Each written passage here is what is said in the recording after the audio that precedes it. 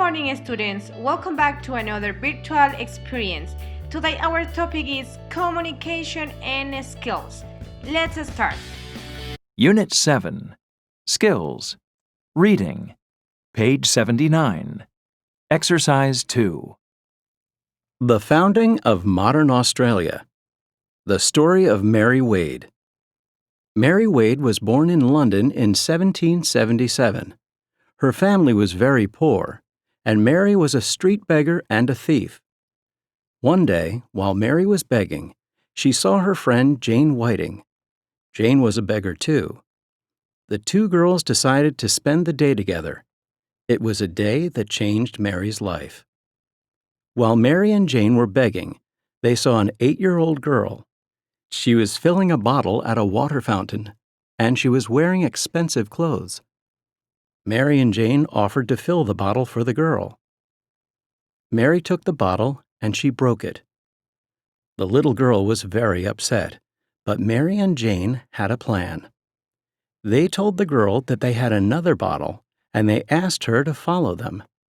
Mary and Jane stole the little girl's clothes, and their plan was to sell the clothes and make some money.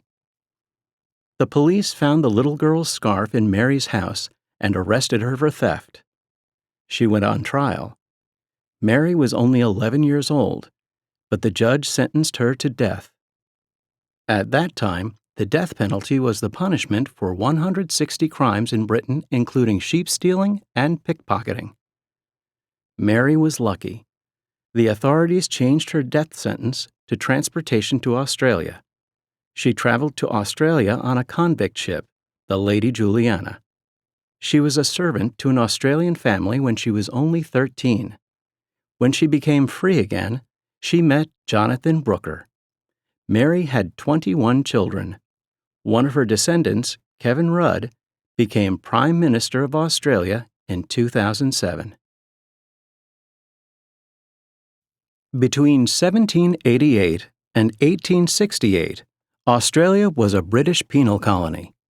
British prisons were full, so the authorities sent convicts to the colonies. The journey to Australia took 11 months, and conditions on the convict ships were terrible, and many prisoners died. Life in the penal colonies was very hard. The men built roads or worked in factories or on farms. The women and girls became servants. At the end of their sentences, many stayed in Australia. Every year, Australians remember the first convicts on January 26th, Australia Day. It's the country's national holiday, and it celebrates the arrival of the first convict ships in January 1788. Facts: Britain sent over 165,000 convicts to Australia. The oldest convict was 60, and the youngest 9 years old. About 22% of Australians have at least one convict ancestor. Please hang up and try again. Culture Club. D. Page 90. Exercise 1. From Slavery to Presidency, Great People Who Changed America. For millions of African Americans, the election of Barack Obama in 2008 was an achievement beyond their wildest dreams. For the first time in history, a Black American was President of the United States. For Black Americans, the long road to freedom started in 1863 with the Proclamation of Emancipation by President Abraham Lincoln. The Proclamation of Emancipation gave Black slaves their freedom, but it didn't give them the same rights as white people. It took over 100 years for Black Americans to achieve equality. Read about the Little Rock Nine and Martin Luther King, heroes of the civil rights movement in the 1950s and 60s. In 1957, segregation in schools was still common in many southern states of the U.S.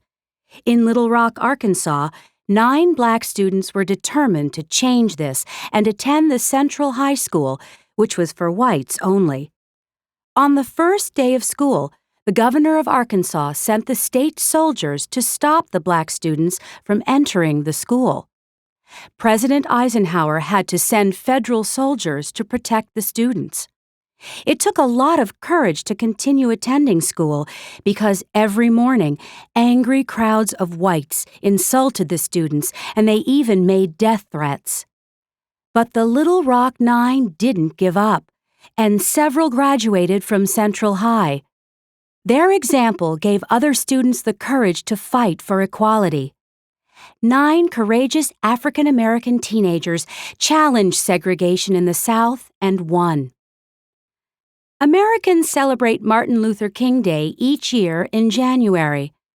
Dr. Martin Luther King was a church minister who was the leader of the civil rights movement in the 1950s and 60s.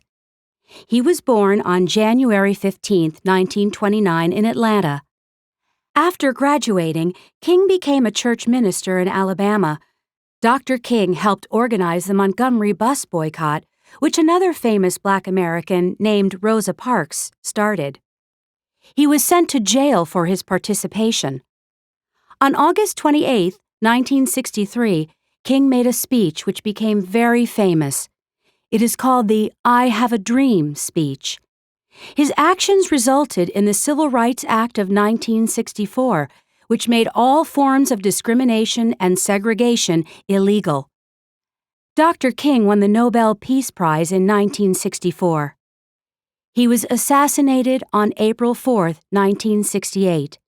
In the U.S., August 28th, which is the anniversary of Dr. King's speech, is called Dream Day. Please hang up and try again. Dear students, it is really important for me that you complete all the reading questions. I will ask you to participate in our CVI class.